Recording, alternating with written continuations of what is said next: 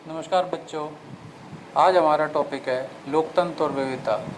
यह अध्याय 3 है और ये लोकतंत्र राजनीति का तीसरा अध्याय है। ठीक है, आप इसमें देखेंगे पहले परिचय। ठीक है, पहले इसमें हम परिचय पढ़ेंगे, परिचय पढ़ के समझेंगे अध्याय को। ठीक है, परिचय में पिछले अध्याय में हमने देखा कि भाषाई और क्षेत्रीय विविधताओं को संग साथ लेकर चलने के लिए सत्ता का बंटवारा किया जा सकता है, लेकिन लोगों की विशिष्ट पहचान सिर्फ भाषा और क्षेत्र के आधार पर ही नहीं बनती। कई बार लोग अपनी पहचान और दूसरों से अपने संबंध शारीरिक बनावट, वर्ग, धर्म, लिंग, जाति, कबीले वगैरह के आधार पर भी परिभाषित करते हैं। इस अध्याय में हम देखेंगे कि किस तरह लोकतंत्र सारी सामाजिक विभिन्नताओं, अंतरों और असमानताओं के बीच सामंजस्य बैठाकर उनका सर्वमान्य समाधान देने की कोशिश करता है। यहाँ हम सामाजिक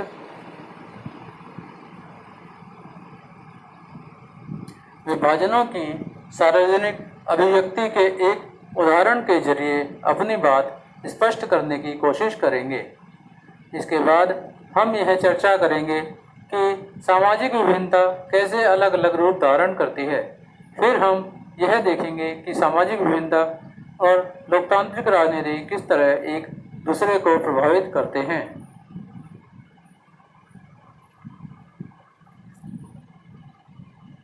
मैक्सिको ओलंपिक की कहानी। इस पृष्ठ पर छपी तस्वीर अमेरिका में चली नागरिक अधिकार आंदोलन की एक प्रमुख घटना से संबंधित है। यह 1968 में मैक्सिको सिटी में हुए ओलंपिक मुकाबलों की 200 मीटर दौड़ के पदक समारोह की तस्वीर है। अमेरिका का राष्ट्रगान बज रहा है और सिर झुकाए तथा मुट्ठी ताने हुए जो दो खिलाड़ी खड़े हैं वे हैं अमेरिकी धावक टॉमी स्मिथ और जॉन कार्लोस। ये अफ्रो अफ्रीकी हैं। इन्होंने क्रमशः स्वर्ण और कांस्य पदक जीता था।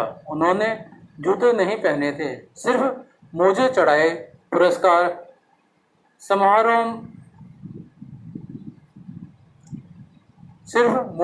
पुरस्कार लेकर दोनों ने यह जताने की कोशिश की कि अमेरिकी अश्वेत लोग गरीब हैं।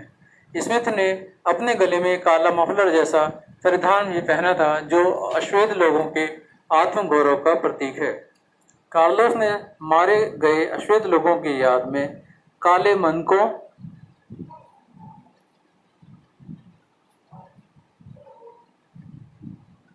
की एक माला पहनी थी। अपने इन प्रतीकों और तौर तरीकों से उन्होंने अमेरिका में होने वाले रंगभेद के प्रति अंतर्राष्ट्रीय बिरादरी का ध्यान खींचने की कोशिश की। काले दस्ताने और बंधी हुई मुट्ठियां अश्वेत शक्ति का प्रतीक थी। रजत पदक जीतने वाले ऑस्ट्रेलियाई धावक पीटर नॉर्मन ने पुरस्कार समारोह में अपनी जर्सी पर मानवाधिकार का बिल्ला लगाकर इन दोनों अमेरिकी खिलाड़ियों के प्रति अपना समर्थन जताया। क्या कार्लोस और स्मिथ द्वारा अमेरिकी समाज के आंतरिक मामलों को अंतर्राष्ट्रीय मंच पर उठाना उचित था? क्या आप उनके काम को राजनीतिक मानेंगे? पीटर नॉर्मन, जो ना तो अमेरिकी थे ना श्वेत, क्यों इस विरोध में शामिल हो गए? क्या आप उनकी जगह होते तो ऐसा ही करते? अंतर्राष्ट्रीय ओलंपिक संघ ने कार्लोस और स्मिथ द्वारा राजनीतिक बयान देने की इस युक्ति को ओलंपिक भावना के विरुद्ध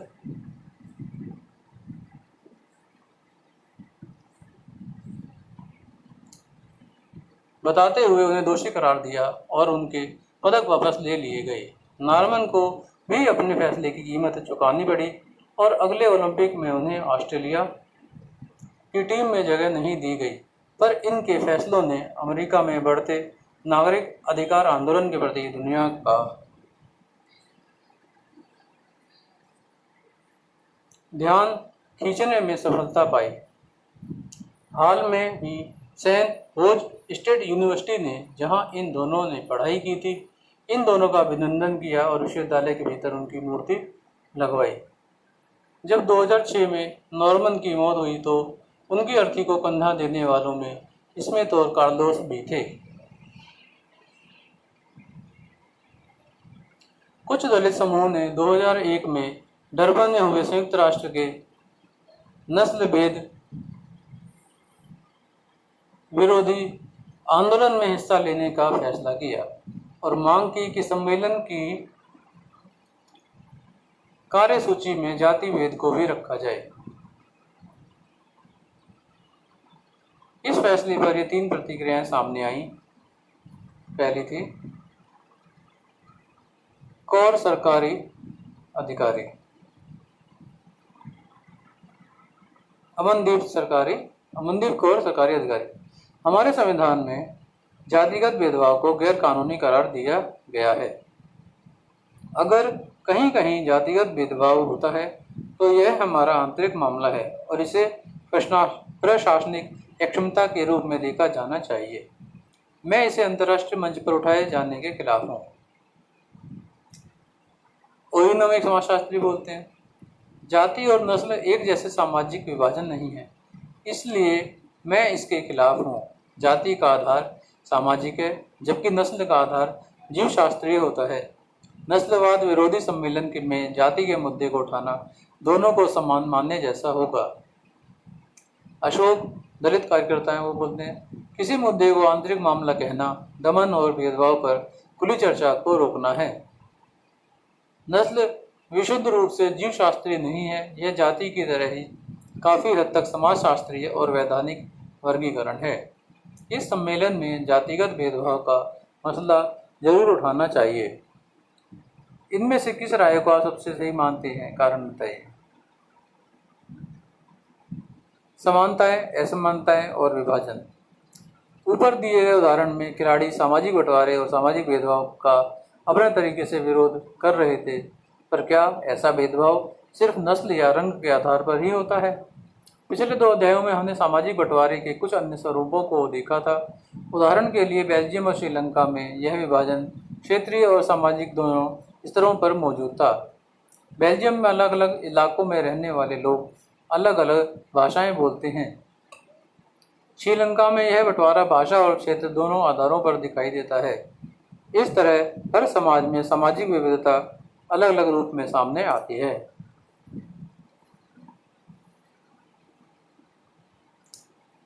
सामाजिक भेदभाव की उत्पत्ति। सामाजिक विभाजन अधिकांशतः जन्म पर आधारित होता है। सामान्य तौर पर अपना समुदाय चुनना हमारे वश में नहीं होता। हम सिर्फ इस आधार पर किसी खास समुदाय के सदस्य हो जाते हैं कि हमारा जन्म उस समुदाय के एक परिवार में हुआ होता है। जन्म पर आधारित सामाजिक विभाजन का अनुभव हम अपने दैनिक जीवन में लगभग रोज करते हैं। हम अपने आसपास देखते हैं कि चाहे कोई स्त्री हो या पुरुष, लंबा हो या छोटा, सबकी चमड़ी का रंग अलग अलग है। उनकी शारीरिक क्षमताएं या अक्षमताएं अलग अलग हैं। बहरहाल सभी किस्म के सामाजिक विभाजन सिर्फ जन्म पर आधारित नहीं होते। कुछ चीज़ें हमारी पसंद या चुनाव के आधार पर भी तय होती हैं। कई लोग अपने माँ बाप और परिवार से अलग अपनी पसंद का भी धर्म चुन लेते हैं। हम सभी लोग पढ़ाई के विषय, पेशे, खेल या सांस्कृतिक गतिविधियों का चुनाव अपनी पसंद से करते हैं। इन सब के आधार पर भी सामाजिक समूह बनते हैं और ये जन्म पर आधारित नहीं होते।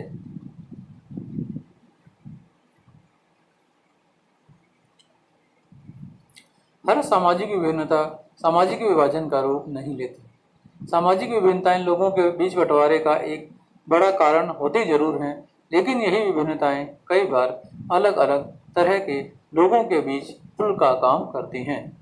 विभिन्न सामाजिक समूहों के लोग अपने समूहों की सीमाओं से परे भी समानताओं और असमानताओं का अनुभव करते हैं। जो उदाहरण पहले दिया गया है उसमें कार्लोस और स्मिथ तो एक हिसाब से समान थे। दोनों अफ्रो अमरीकी थे, जबकि नार्बन श्वेत थे।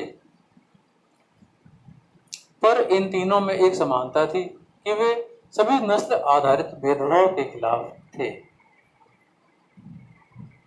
अक्सर यह देखा जाता है कि एक धर्म को मानने वाले लोग खुद को एक ही समुदाय का सदस्य नहीं मानते, क्योंकि उनकी जाति या उनका पंथ अलग अलग होता है।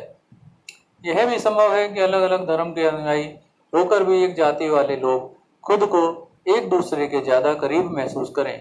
एक ही परिवार के अमीर और गरीब ज़्यादा घनिष्ठ संबंध नहीं रख पाते, क्योंकि सभी अलग अलग तरीके से सोचने लगते हैं। इस प्रकार हम सभी की एक से ज़्यादा पहचान होती है। इसी तरह लोग एक से ज़्यादा सामाजिक समूह का हिस्सा हो सकते हैं। दरअसल हर संदर्भ में हमारी पहचान एक अलग रूप धारण करती है। विभिन्नताओं में सामंजस्य और टकराव। सामाजिक विभाजन तब होता है जब कुछ सामाजिक अंतर दूसरी अन्य विभिन्नताओं के ऊपर और बड़े हो जाते हैं। अमेरिका में श्वेत और अश्वेत का अंतर एक सामाजिक विभाजन भी बन जाता है, क्योंकि अश्वेत लोग आमतौर पर गरीब हैं, बेघर हैं, भेदभाव का शिकार हैं। हमारे देश में भी दलित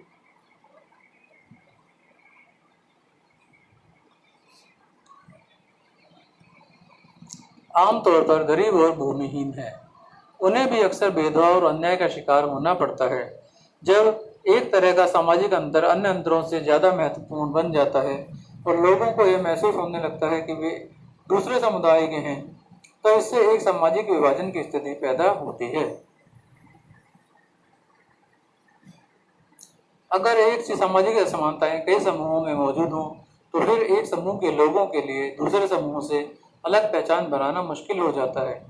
इसका मतलब यह है कि किसी एक मुद्दे पर कई समूहों के हित एक जैसे हो जाते हैं, जबकि किसी दूसरे मुद्दे पर उनके नज़रिए में अंतर हो सकता है।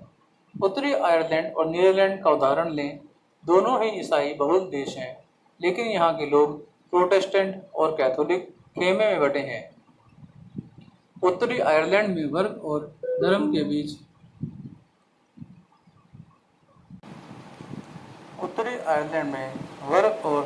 बीच गहरी समानता है। वहाँ का कैथोलिक समुदाय गरीब है, लंबे समय से उसके साथ भेदभाव होता आया है। नीदरलैंड में वर्ग और धर्म के बीच ऐसा मेल दिखाई नहीं देता। वहाँ कैथोलिक और प्रोटेस्टेंट दोनों में अमीर और गरीब हैं। परिणाम यह है कि उत्तरी आयरलैंड में कैथोलिक और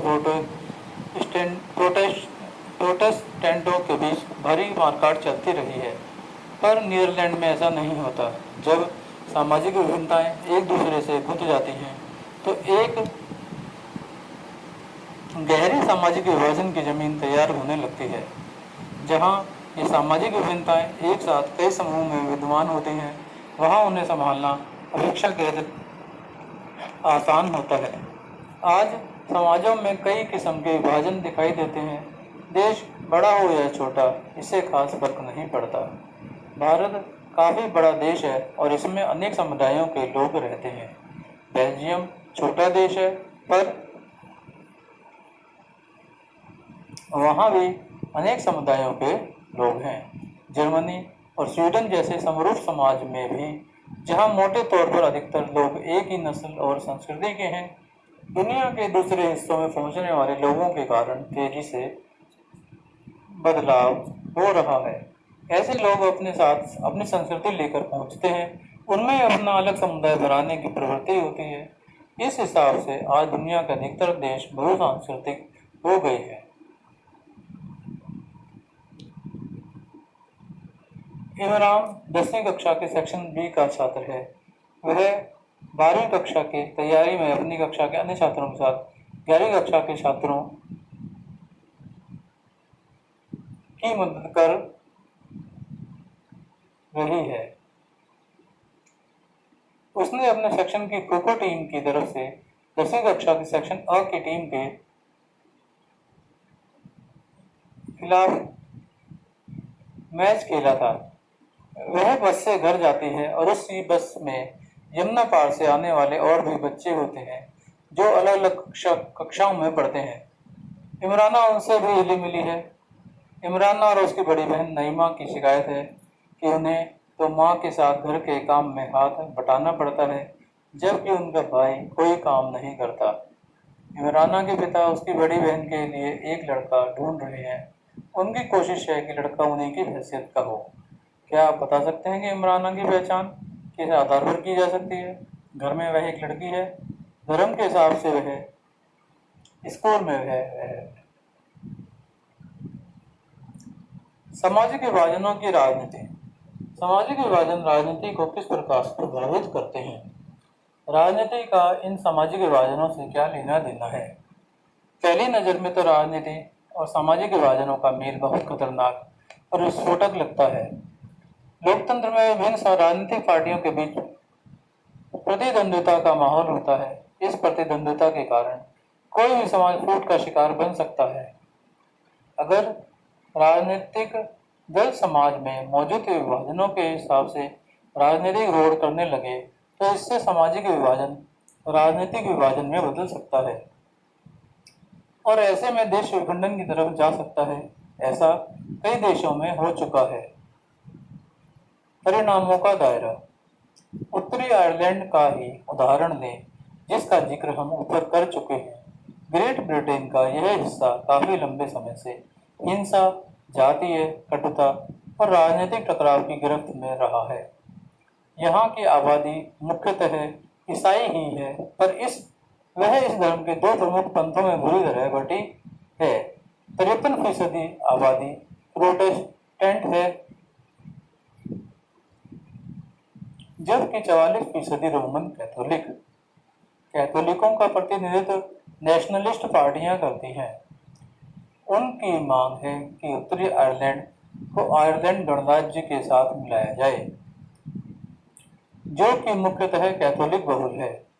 प्रोटेस्टेंट लोगों का प्रतिनिधित्व यूनियनिस्ट पार्टियां करती हैं, जो ग्रेट ब्रिटेन के साथ ही रहने के पक्ष में हैं। क्योंकि ब्रिटेन मुख्यतः प्रोटेस्टेंट देश है, यूनियनिस्टों और नेशनलिस्टों के बीच चलने वाले हिंसक टकराव में ब्रिटेन के सुरक्षा बलों सहित सैकड़ों लोग और सेना के जवान मारे जा चुके हैं। 1998 में ब्रिटेन की सरकार और नेशनलिस्टों के बीच शांति समझौता हुआ, जिसमें दोनों पक्षों ने हिंसक आंदोलन बंद करने की बात स्वीकार की। यूगोस्लाविया में कहानी का ऐसा सुखद अंत नहीं हुआ। वहां धार्मिक और जातीय विभाजन के आधार पर शुरू हुई राजनीतिक होड़ में यूगोस्लाविया कई टुकड़ों में बंट गया।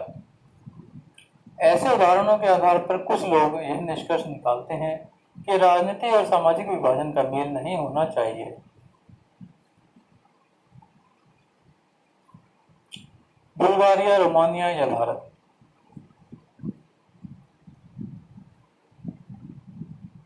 गणेश विदेश घूमकर आया था और वह महाश्वेता को बता रहा था कि पूर्वी यूरोप के विभिन्न देशों में रहने वाले रोमानी लोगों का जीवन कैसा है। उसे योरदांका मिली थी, जो बुल्गारिया में नर्स थी। रोमानी लोगों के बारे में उसने ये बातें कही थी। नर्स होने के चलते आप किसी की तीमारदारी करने से मना तो नहीं कर सकते, पर ये रोमानी लोग बहुत गंदे होते हैं। किसी के परिवार में किसी को जरा भी कुछ हो जाए तो पूरा परिवार और पड़ोसी उठकर हमारे अस्पताल आ जाते हैं, और जब वे अस्पताल में होते हैं तो जुबान बंद रखना तो जानते ही नहीं। वे जोर जोर से बोलते हैं, सिगरेट पीते हैं, चारों ओर राख और सिगरेट के टुकड़े फेंकते रहते हैं तथा दीवारों पर थूकते रहते हैं। धैर्य तो उनमें होता ही नहीं। वे हमारे डॉक्टरों को परेशान करते हैं और उनके साथ बदतमीजी करते हैं। दरअसल एक काली चमड़ी वाले लोग हमारी तरह होते ही नहीं। उनकी रगों की पसंद भी बहुत अजीबोगरीब है। जहाँ उनकी पोशाक तो देखिए, आखिर वे देश के बाकी लोगों की तरह क्यों नहीं रहते।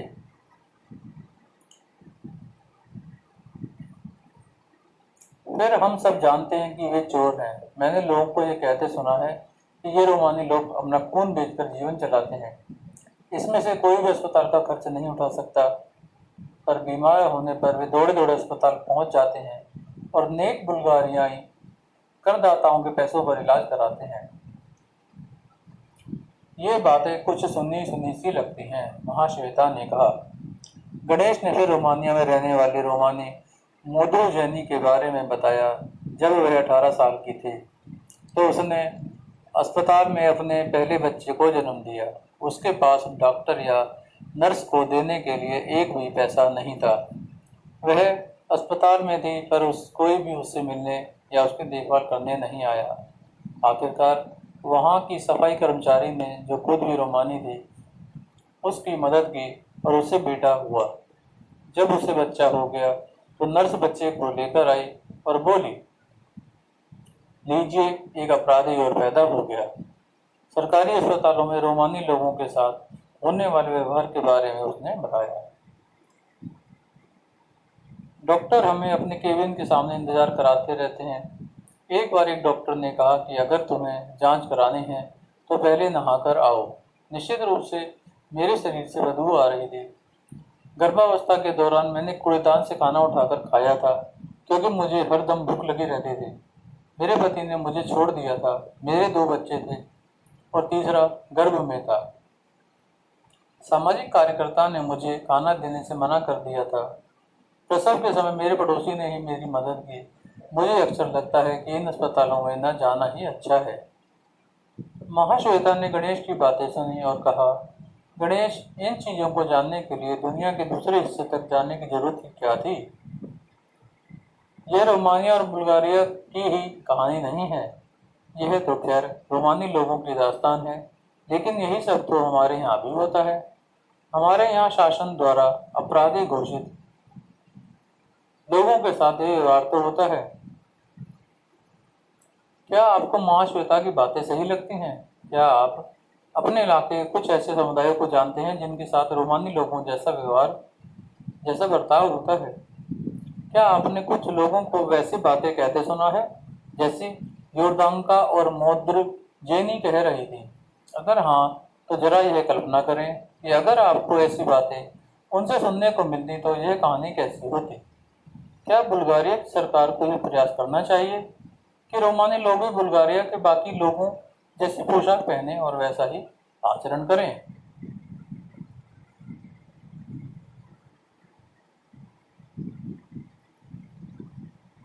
उन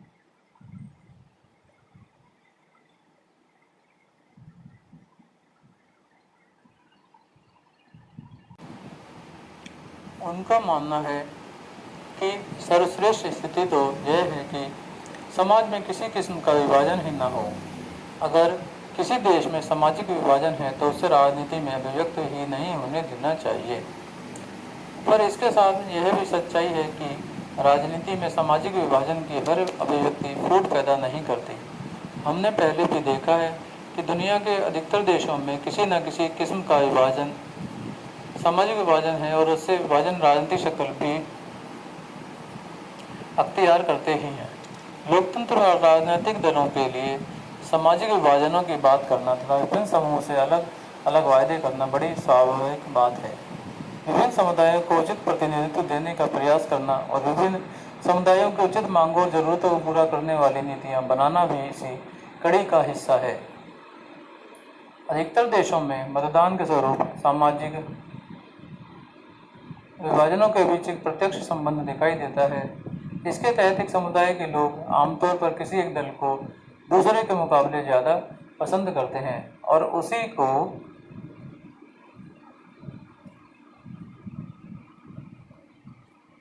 वोट देते हैं। कई देशों में ऐसी पार्टियां हैं जो सिर्फ एक ही समुदाय पर ध्यान देती हैं और उसी के हित में राजनीति करती हैं, पर इस सब की परिणति देश के विखंडन में नहीं होती। 3 आयाम। सामाजिक विभाजनों की राजनीति का परिणाम 3 चीज़ों पर निर्भर करता है। पहली चीज़ है लोगों में अपनी पहचान के प्रति आग्रह की भावना।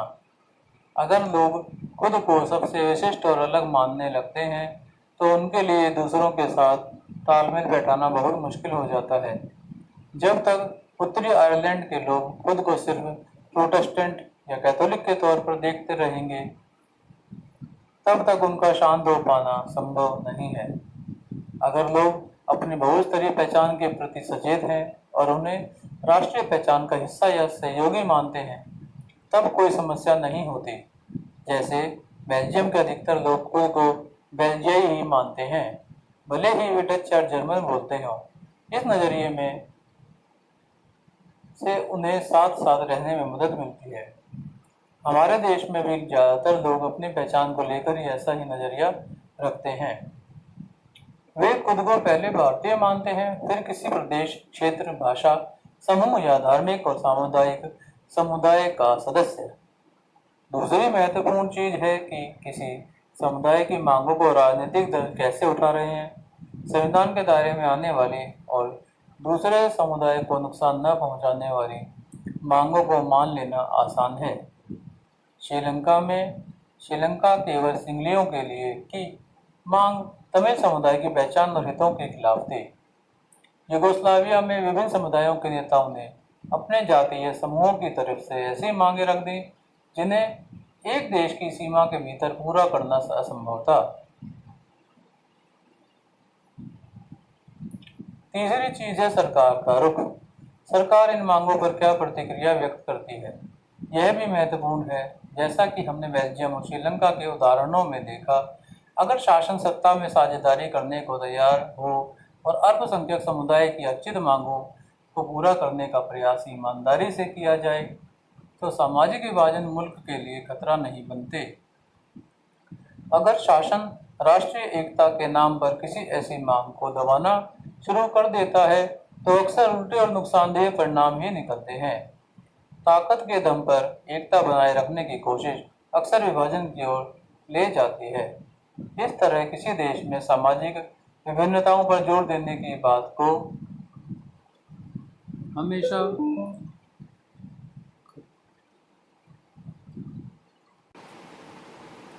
हमेशा खतरा मान के नहीं चलना चाहिए। लोकतंत्र में सामाजिक विभाजन की राजनीतिक अभिव्यक्ति एक सामान्य बात है और यह एक स्वस्थ राजनीति का लक्षण भी हो सकता है। इसी से विभिन्न छोटे सामाजिक समूह हाशिए पर पड़ी जरूरतों और परेशानियों को जाहिर करते हैं और सरकार का ध्यान अपनी तरफ खींचते हैं। राजनीति में विभिन्न तरह के सामाजिक विभाजनों की अभिव्यक्ति ऐसे विभाजनों के बीच संतुलन पैदा करने का काम भी करती है। इसके चलते कोई भी सामाजिक विभाजन एक हद से ज़्यादा उग्र नहीं हो पाता। इस स्थिति में लोकतंत्र मजबूत ही होता है, पर विभिन्नता के प्रति सकारात्मक नज़रिया रखना और सभी चीज़ों को समाहित करने की इच्छा रखना आसान मामला नहीं है। जो लोग खुद को वंचित, उपेक्षित और भेदभाव का शिकार मानते हैं, उन्हें अन्याय से संघर्ष भी करना होता है। ऐसी लड़ाई अक्सर लोकतांत्रिक रास्ता ही अख्तियार करती है। लोग शांतिपूर्ण और संवैधानिक तरीके से अपनी मांगों को उठाते हैं और चुनावों के माध्यम से उसके लिए दबाव बनाते हैं, उसका समाधान पाने का प्रयास करते हैं। कई बार सामाजिक असमानताएं इतनी ज़्यादा गैर बराबरी और अन्यायवादी होती हैं कि उनको स्वीकार करना असंभव है। ऐसी गैर बराबरी और अन्याय के खिलाफ होने वाला संघर्ष कई बार हिंसा का रास्ता भी अपना लेता है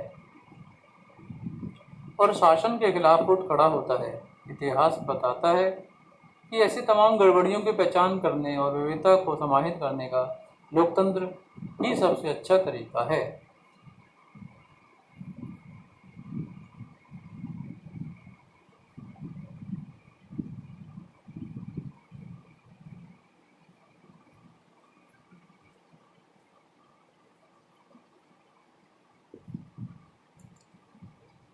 अब इसके साथ आपकी प्रश्नावली शुरू हो जाती है, एक्सरसाइज। तो आप इस वीडियो को 4-5 बार सुनिए और देखिए अच्छी तरह से। इसको सुनने के साथ जिन बच्चों की हिंदी थोड़ी सी कमज़ोर है पढ़ने में, तो वे उनकी हिंदी भी सुधरेगी और जैसे जैसे मैंने शब्दों को बोल रहा हूँ उसके साथ साथ उसको देखना और समझना आपके लिए ज़रूरी होगा। उससे आपकी जिन बच्चों को हिंदी में थोड़ी समस्या है उनका हिंदी भी इम्प्रूव होगी, ठीक है। और इस विषय और इस सामाजिक ज्ञान का जो लोकतंत्र विविधता राजनीति का अध्याय है, इसे समझने में आपको मदद मिलेगी। इसको अनेकों बार पढ़िए, समझिए, बार बार सुनिए, जिससे आपको ये अध्याय अच्छी तरह से समझ में आ जाए और इसके प्रश्न उत्तर आप आसानी से कर सकें, ठीक है।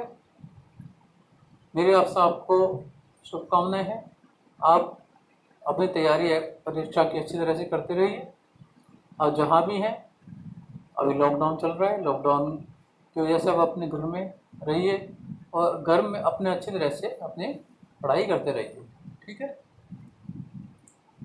इस वीडियो को आगे अध्यायों को देखने के लिए चैनल को सब्सक्राइब कीजिए, अपने फ्रेंड्स को, अपने क्लासमेट्स को भेजिए और जिन बच्चों को इसकी सबसे ज़्यादा ज़रूरत है उनको भी आप शेयर कीजिए ठीक है, उन्हें सब्सक्राइब करने के लिए बोलिए, जिससे उन्हें और वीडियोस मिल सकें।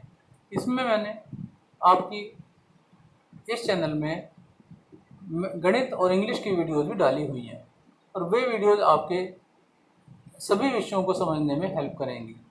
ठीक है, आप उनको देखिए, चैनल को सब्सक्राइब कीजिए, ठीक है, शेयर कीजिए और लाइक कीजिए। धन्यवाद।